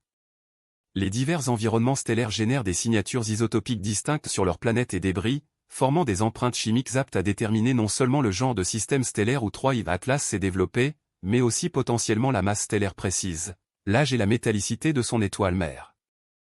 L'enquête patrimoniale de l'Observatoire Rubin sur l'espace et le temps, qui démarrera ses activités dans les prochaines années, s'annonce comme un tournant pour les études d'origine, passant de cas isolés anecdotiques à une science statistique, avec la capacité de repérer des dizaines de visiteurs interstellaires annuellement. Rubin constituera un échantillon assez vaste pour mettre en lumière les tendances démographiques et les motifs chimiques que des objets uniques comme 3I Atlas ne font qu'effleurer. Les affirmations précoces dans certains médias sur une provenance extragalactique pour 3I Atlas relèvent plus de spéculations infondées que d'un consensus scientifique. Les indices cinématiques indiquent sans ambiguïté une origine dans la Voie lactée, vraisemblablement issue de la population du disque épais. Même si la galaxie dépasse l'entendement humain par son immensité, elle n'est pas infinie, et les lois de la mécanique orbitale imposent des bornes strictes sur la distance que 3I Atlas a pu parcourir tout en conservant sa trajectoire observée. Le moment de l'arrivée de 3I Atlas dans notre système solaire pourrait n'être qu'une coïncidence fortuite, ou bien refléter des schémas plus profonds dans la dynamique galactique que nous saisissons encore mal. Si l'hypothèse du disque épais se vérifie, alors 3I Atlas incarne une matière éjectée d'un système planétaire il y a des milliards d'années, errant à travers la galaxie lors des âges cosmiques obscurs.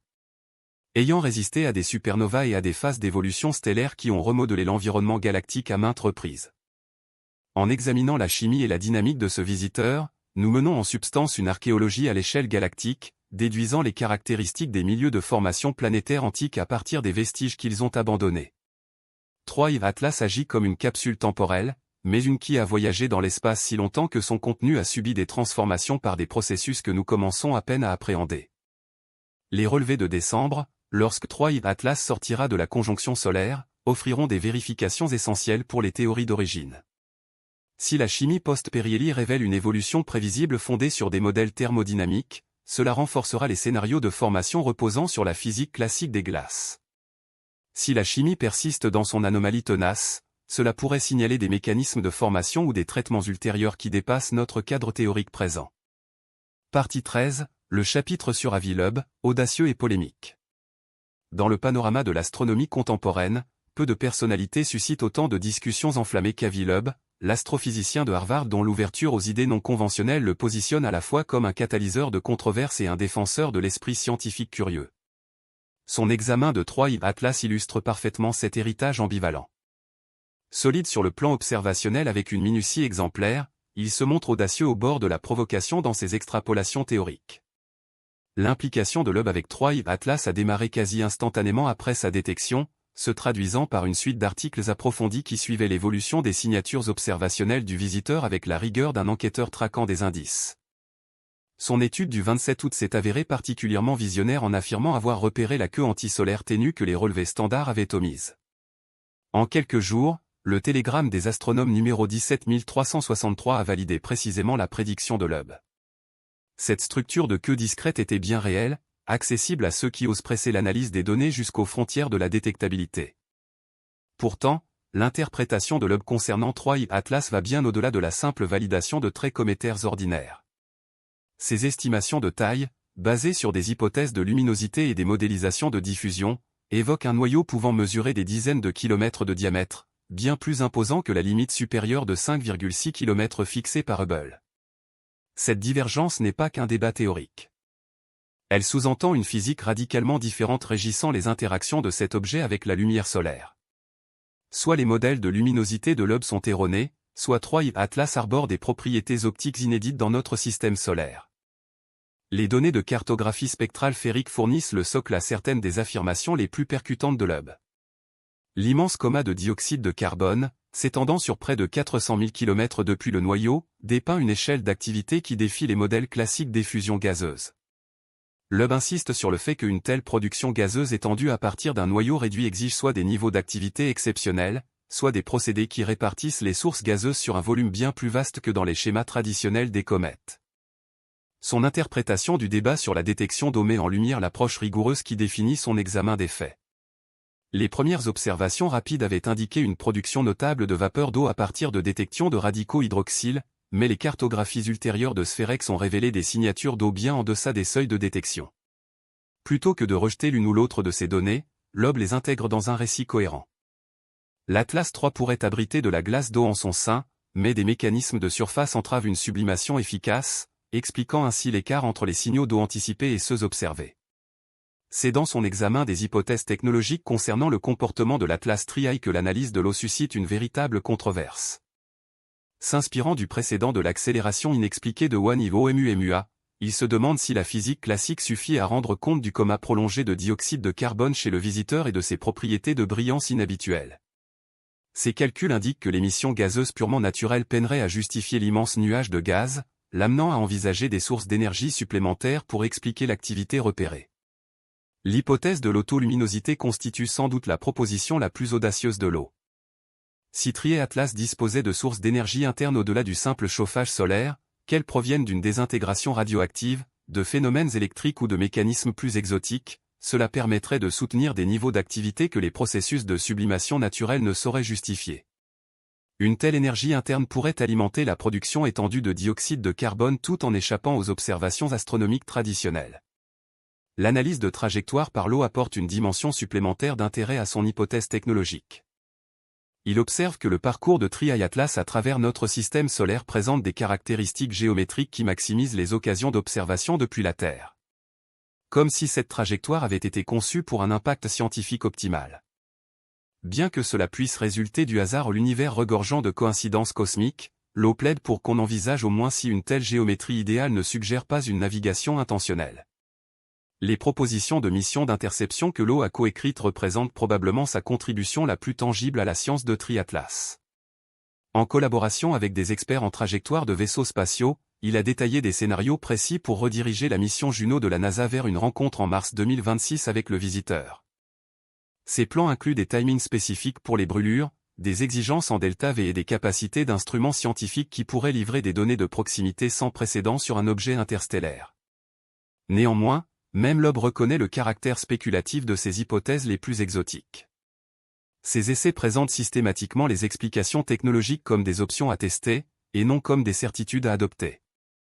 La méthode scientifique exige d'explorer toutes les possibilités compatibles avec les données observationnelles, y compris celles qui remettent en question les présupposés traditionnels sur l'apparence des débris interstellaires. La réaction des médias face à l'analyse de l'eau sur Tri-Atlas suit des schémas prévisibles, avec des titres évoquant une technologie potentiellement hostile qui déforme ces spéculations nuancées en affirmations sensationnalistes sur une visite extraterrestre. Une telle couverture fausse à la fois les arguments réels de l'eau et le processus scientifique d'évaluation des hypothèses. L'eau avance des scénarios technologiques non pas parce qu'il y croit dur comme fer, mais parce qu'ils offrent des alternatives vérifiables aux explications classiques. Son traitement de Tri-Atlas illustre une philosophie plus large sur la manière dont la science devrait aborder les données anomaliques. Au lieu d'imposer les observations à des cadres théoriques existants, l'eau prône leur élargissement pour inclure des possibilités qui paraissent d'abord invraisemblables. Cette démarche trouve un écho dans l'histoire, de nombreuses découvertes majeures en astronomie sont nées d'observations qui ne collaient pas aux modèles établis. Les protocoles de test que l'Hubble esquisse pour différencier les hypothèses naturelles des technologiques tracent une voie pour résoudre le mystère de Tri-Atlas par des données observationnelles, plutôt que par des préférences théoriques. Une photométrie à cadence élevée pourrait dévoiler si la brillance de l'objet fluctue de manière compatible avec un éclairage artificiel. Une surveillance spectroscopique pourrait repérer des raies d'émission signalant des processus chimiques inhabituels. Des rencontres rapprochées par vaisseau spatial pourraient évaluer des propriétés impossibles à mesurer depuis des distances astronomiques. La collaboration de l'eau avec des équipes d'observation mainstream témoigne de son attachement à une enquête fondée sur des preuves, plutôt qu'à de pures spéculations. Ses estimations de taille et ses interprétations chimiques s'appuient sur les mêmes données que les autres chercheurs. Même si sa propension à explorer des explications non conventionnelles aboutit souvent à des conclusions divergentes. Le débat scientifique autour de Triatlas s'en est trouvé enrichi par cette variété de points de vue. Même lorsque ces opinions suscitent des débats houleux, la contrainte temporelle liée aux 3 observations d'Atlas accentue l'urgence des tests de l'eau sur la validation des hypothèses. Avec seulement quelques mois avant que le visiteur ne s'évanouisse à jamais dans l'espace interstellaire, l'opportunité de collecter des preuves décisives se referme à toute vitesse. Si l'on veut examiner les théories technologiques, ces examens doivent se dérouler immédiatement, durant cette courte phase où 3i Atlas reste à portée de nos instruments les plus performants. Alors que la conjonction solaire se profile et que les fenêtres d'observation se raréfient, l'étude de l'eau constitue à la fois une avancée scientifique et une réflexion philosophique sur l'essence de la recherche astronomique. Son audace à explorer des scénarios que d'autres savants esquivent soulève une interrogation plus large sur la manière dont la science doit réagir face à des données réellement atypiques. Faut-il privilégier les interprétations classiques alignées sur les modèles établis, ou garder l'esprit ouvert à des interprétations susceptibles de transformer notre vision des possibles cosmiques? La polémique autour de Tri-Atlas pourrait bien être retenue dans les annales non pas pour l'hypothèse précise qu'elle a produite, mais pour la démarche scientifique qu'elle a illustrée. Cet équilibre subtil entre scepticisme sain et curiosité authentique, qui permet à la science d'avancer au-delà des limites du savoir actuel. Partie 14. Qu'est-ce qui pourrait confirmer ou infirmer les théories? Par la suite, la conjonction solaire imminente de Tri-Atlas offre une expérience naturelle en astronomie des petits corps. Pourtant, le retour en décembre déclenchera l'une des campagnes d'observation les plus intenses dans l'histoire de l'étude des objets mineurs. Les épreuves réservées à notre visiteur interstellaire équivalent à un baptême du feu scientifique, où les théories rivales sur sa composition affronteront le jury suprême, la réalité observationnelle. La spectroscopie post-Perrielli détient la clé pour élucider les énigmes chimiques qui caractérisent Tri-Atlas depuis sa découverte. Si la physique naturelle de la sublimation régit le comportement de cet astre, le rapport dioxyde de carbone O devrait évoluer de façon prévisible à mesure qu'il s'éloigne de l'attraction solaire. La température du noyau aura culminé lors du passage périélien invisible, ce qui pourrait avoir percé les couches isolantes de surface ayant potentiellement freiné la vapeur d'eau en phase d'approche. Les spectres de décembre et janvier devraient révéler une émission accrue d'eau si de tels mécanismes de répression sont en jeu. A l'inverse, si la prédominance du dioxyde de carbone se maintient inchangée après le périhélie, cela indiquerait soit une composition véritablement pauvre en eau, soit des processus préservant l'anomalie chimique indépendamment de la température. Une telle constance mettrait en péril les modèles standards de l'évolution des volatiles cométaires et pourrait appuyer des interprétations plus inhabituelles du comportement de Tri-Atlas. Les observations de courbes de lumière à haute cadence constituent un autre examen pivotal des hypothèses concurrentes. Si Tri-Atlas s'apparente à un noyau ordinaire avec dégazage normal, sa luminosité devrait présenter des motifs attendus liés à la rotation et à l'activité des jets. La plupart des comètes actives montrent des fluctuations de brillance sur des échelles de temps allant des heures au jour, dues à des caractéristiques de surface tournante qui s'orientent alternativement vers ou contre le Soleil. L'absence de telles variations suggérerait une uniformité exceptionnelle de la surface ou une géométrie d'observation atténuant la modulation rotationnelle. Plus frappant encore, toute trace d'éclairage artificiel ou d'émission non thermique se manifesterait par des changements de brillance non liés au chauffage solaire ou aux effets géométriques. De telles marques seraient quasi impossibles à imiter par des phénomènes naturels, offrant ainsi des indices potentiellement irréfutables pour des théories plus exotiques. La surveillance photométrique en décembre et janvier placera essentiellement Tri-Atlas sous une veille permanente, enregistrant chaque variation de luminosité susceptible de trahir sa nature profonde. Les campagnes d'imagerie résolue via Hubble et les grands télescopes terrestres suivront l'évolution de la morphologie de la chevelure alors que Tri-Atlas réagit à son rendez-vous périélien. Les modèles de dégazage naturel anticipent des schémas précis de libération de poussière et de développement de la queue, qui devraient s'affirmer davantage à mesure que le visiteur s'éloigne du Soleil. La forme, l'orientation et le rythme de croissance de toute structure queuse fourniront des tests minutieux pour déterminer si Tri-Atlas obéit aux lois cométaires classiques ou suit des principes distincts. Les observations adjacentes depuis mars le 3 octobre représentent une chance exceptionnelle d'examiner Tri-Atlas sous un angle extraterrestre pendant la période d'observation terrienne interrompue. Si la caméra IRIS du Mars Reconnaissance Orbité parvient à saisir des images lors de l'approche rapprochée, ces données imposeraient des limites essentielles sur la structure de la chevelure et les schémas d'activité au moment où le stress thermique atteint son apogée. La perspective de vue depuis Mars différera totalement de celle de la Terre. Du point de vue de cet objet, nous pourrions dévoiler des asymétries ou des effets directionnels qui nous échappent complètement depuis notre position. des observations opportunistes par des sondes spatiales offriraient les épreuves les plus concluantes sur la véritable essence de Troy et Atlas. La rencontre de la mission Psyché en septembre, les relevés de Juno en novembre et les possibles imageries au périhélie d'Osiris fin 2025 représentent chacun une chance d'effectuer des mesures à courte distance, impossibles pour les télescopes terrestres. Les données des engins spatiaux permettraient d'examiner directement le noyau, d'évaluer les interactions avec les champs magnétiques et de repérer les émissions de particules qui différencieraient une origine naturelle d'une origine artificielle. Les observations complémentaires du télescope spatial James Webb repousseront la spectroscopie infrarouge vers des sommets inédits en termes de sensibilité et de résolution spectrale.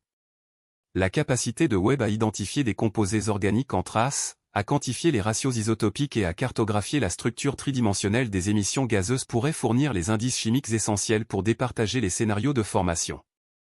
Si Troy et Atlas révèlent des signatures isotopiques typiques de la galaxie primitive, cela renforcerait l'hypothèse d'une provenance du disque épais. Des ratios isotopiques inhabituels pourraient signaler un traitement par des processus exotiques au cours de son périple interstellaire.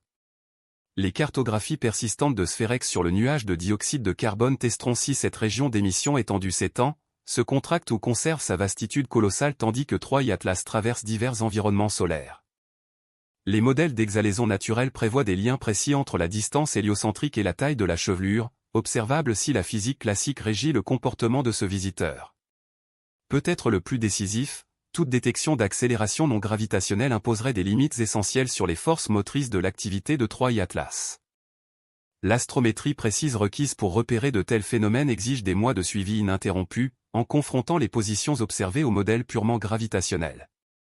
Si des anomalies d'accélération apparaissent, leur ampleur et leur orientation pourraient séparer les effets classiques d'exhalaison des sources de forces plus étranges.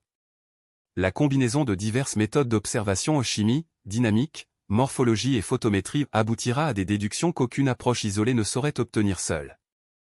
Les explications naturelles pour le comportement de Troy et Atlas formulent des prédictions vérifiables sur les corrélations attendues entre ces observables variés. Les hypothèses technologiques anticipent des schémas de corrélation distincts, formant des arbres de décision où la réalité empirique nous orientera vers la vérité. La fenêtre d'observation de décembre à mars constitue la dernière chance pour l'humanité de percer les mystères de ce visiteur interstellaire spécifique. Après cela, Troy et Atlas s'estompera au-delà des seuils de détection de nos instruments les plus performants, emportant ces énigmes vers les abysses cosmiques. Ces épreuves observationnelles qui attendent notre hôte incarnent à la fois une aubaine scientifique et un devoir scientifique, l'opportunité d'enrichir notre connaissance de l'univers d'un point de données vital, et l'obligation de mener cette quête avec rigueur et esprit critique. L'univers nous a livré Troy et Atlas à notre porte cosmique pour des motifs que nous ne saisirons peut-être jamais pleinement. Notre réaction à ce présent définira si nous sortons de cette rencontre avec un savoir élargi ou avec un mystère amplifié.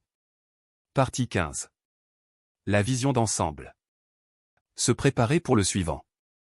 L'histoire de Troy et Atlas dépasse de loin celle d'un simple voyageur interstellaire filant à travers notre système solaire. Elle marque le premier chapitre d'une ère renouvelée en astronomie, où l'espace entre les étoiles passe d'un vide désert à un domaine peuplé de mondes errants et de débris cosmiques. Tandis que nous luttons pour décrypter ce visiteur en particulier, nous posons en parallèle les bases pour examiner des dizaines d'autres en attente de détection dans les décennies à venir.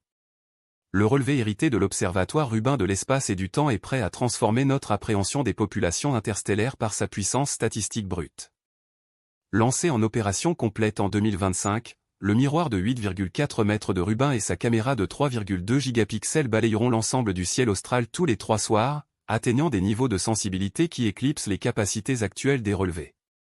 Les estimations théoriques indiquent que ce recensement cosmique pourrait repérer de 0 à 70 visiteurs interstellaires par an, selon la distribution réelle des tailles et les schémas d'activité de la population de débris galactiques. Le passage des découvertes sporadiques aux échantillons statistiques bouleversera fondamentalement notre méthode d'étude des visiteurs interstellaires. Au lieu de considérer chaque objet comme un énigme isolé, nous commencerons à discerner des motifs, des corrélations et des tendances populationnelles qui dévoileront la physique sous-jacente de la formation et de l'évolution des systèmes planétaires à travers la galaxie. Troy et Atlas, aux côtés d'Oumuamua et de Borisov, formera l'ensemble de calibration pour cette nouvelle approche statistique de l'étude des débris extraterrestres. La mission Comet Interceptor de l'Agence spatiale européenne représente l'effort le plus audacieux de l'humanité pour se préparer à l'arrivée du prochain visiteur interstellaire. Prévue pour un lancement en 2029, cette sonde novatrice se placera au point de Lagrange L2, une position gravitationnellement stable à environ 1,5 million de kilomètres de la Terre, où elle restera en attente de cibles potentielles. Lorsque le prochain objet interstellaire surviendra et les prévisions statistiques indiquent que ce n'est qu'une question de temps, l'intercepteur de comètes pourra ajuster sa trajectoire d'interception en quelques mois plutôt qu'en années. La philosophie de conception de la mission pour l'intercepteur de comètes reconnaît le défi majeur posé par l'étude de ces visiteurs interstellaires à grande vitesse. Il faut être prêt avant leur arrivée, et non s'agiter en urgence après leur détection. La sonde emportera un ensemble d'instruments adaptés aux rencontres rapides avec des objets vierges, tels que des caméras capables de distinguer les détails de surface, des spectromètres analysant la composition lors de survols éphémères, et des analyseurs de poussière qui captureront et examineront les matériaux éjectés par ces visiteurs interstellaires. Le cadre de réponse rapide mis au point pour ces objets s'étend bien au-delà de la science pure.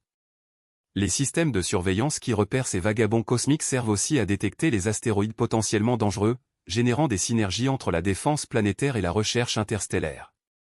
Les méthodes affinées pour suivre TriAtlas, déterminer rapidement les orbites, coordonner les observatoires multiples et programmer de manière flexible les télescopes s'avéreront précieuses face à toute menace d'impact futur.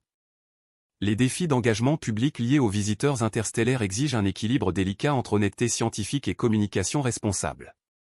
Chaque découverte nouvelle suscite des spéculations médiatiques sur des origines extraterrestres, offrant des chances d'éducation mais aussi de désinformation.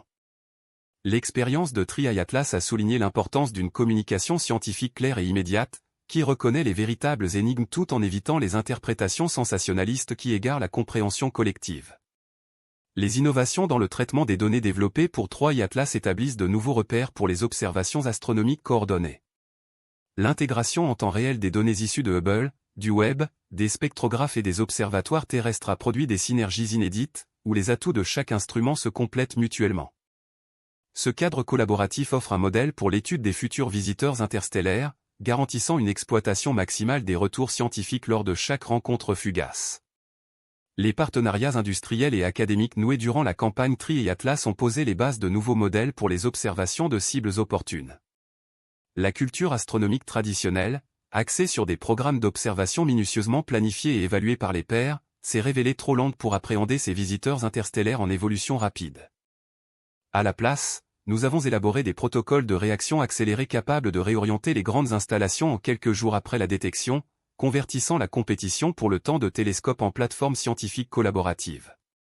Le cadre théorique pour appréhender les visiteurs interstellaires s'est enrichi de manière spectaculaire depuis la découverte d'Oumuamua, intégrant des apports de la théorie de la formation planétaire, de l'astrobiologie et même de la physique spéculative. TriAtlas a incorporé la chimie du dioxyde de carbone dans ce cadre, dressant un tableau plus exhaustif des environnements chimiques possibles où peut se former des débris planétaires. Les visiteurs à venir mettront à l'épreuve et affineront ce cadre, révélant potentiellement des mécanismes de formation absents de notre système solaire. Les implications philosophiques des études sur les visiteurs interstellaires dépassent l'astronomie pour toucher aux questions fondamentales sur la nature de la formation planétaire et la prévalence de la vie dans l'univers. Si la diversité chimique observée chez seulement 3 visiteurs reflète l'étendue réelle des environnements de formation planétaire, alors la galaxie abrite une immense bibliothèque de recettes chimiques variées pour édifier des mondes. Certaines de ces recettes pourraient favoriser l'émergence de la vie. D'autres pourraient engendrer des milieux totalement hostiles au processus biologique. Les avancées technologiques impulsées par la science des visiteurs interstellaires ont accéléré les innovations dans divers domaines. Une sensibilité accrue des spectromètres, des algorithmes de traitement d'images plus rapides et des logiciels de mécanique orbitale plus sophistiqués tirent tous profit des exigences posées par l'étude de cibles faibles et rapides. Ces progrès renforceront notre aptitude à explorer non seulement les visiteurs interstellaires, mais l'ensemble des populations de petits corps à travers le système solaire. La coopération internationale suscitée par TriAtlas fournit un exemple pour relever les défis scientifiques qui transcendent les frontières nationales. Lorsque l'univers présente des phénomènes nécessitant une réponse coordonnée et urgente, la communauté astronomique a prouvé sa capacité exceptionnelle à écarter les rivalités territoriales et à se concentrer sur des objectifs scientifiques partagés. Cette collaboration, l'esprit d'initiative que nous avons démontré se révélera crucial pour nous préparer aux futures rencontres interstellaires, qui pourraient survenir avec un préavis encore plus réduit. L'impact éducatif des découvertes liées aux visiteurs d'autres étoiles commence déjà à transformer l'enseignement de la science planétaire et de l'astrobiologie. Les élèves qui étudient la formation des planètes intègrent désormais des cas tirés de systèmes stellaires lointains, au-delà de notre seul système solaire.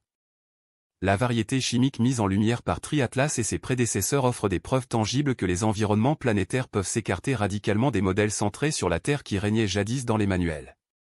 En nous préparant à accueillir le prochain visiteur interstellaire, les enseignements tirés de Triatlas vont au-delà des avancées techniques pour inclure les cadres conceptuels nécessaires à l'interprétation de phénomènes véritablement extraterrestres. Nous avons réalisé que nos modèles théoriques, forgés à partir d'exemples de notre système solaire, pourraient s'avérer insuffisants pour décrypter les matériaux issus d'autres environnements stellaires. Le visiteur suivant risque de bousculer nos certitudes d'une manière que nous n'avons pas encore envisagée. La vision cosmique qui naît de l'étude de ces voyageurs interstellaires est à la fois humiliante et exaltante. Nous habitons une galaxie où les débris planétaires franchissent régulièrement les frontières entre systèmes stellaires, générant un échange lent mais constant de matière reliant des mondes distants par des années-lumière d'espace. Triatlas n'est qu'un fil dans cette immense toile cosmique. Pourtant, l'analyse dévoile les motifs complexes qui unissent notre galaxie. L'univers nous envoie sans cesse ses émissaires des abysses. Chacun apporte des nouvelles de régions spatio-temporelles que nous ne pouvons explorer par aucun autre moyen. Notre réaction face à ces présents cosmiques, la connaissance que nous tirons de ces brèves interactions avec des mondes errants, définira notre compréhension de notre rôle au sein de la communauté galactique. Tandis que nous observons Triatlas s'évanouir dans l'occultation de la conjonction solaire, nous ne perdons pas simplement de vue un unique visiteur. Nous nous armons pour une époque où de tels astres errants deviendront des éléments courants de notre paysage astronomique. Lorsque l'espace intersidéral passera du mystère à un domaine familier, peuplé d'échantillons provenant de 1000 mondes variés, le prochain messager est déjà là, quelque part dans les ténèbres cosmiques, suivant sa trajectoire millénaire vers notre système solaire. À son arrivée, nous serons parés. Merci d'avoir partagé ce moment avec nous ce soir sur Sleepy Explorer. Si cette exploration vous a plu, n'oubliez pas de vous abonner pour voguer à nouveau avec nous lors de la prochaine escapade. Pour l'instant, nous vous souhaitons une nuit sereine et reposante. Bonne nuit, et merci d'avoir écouté.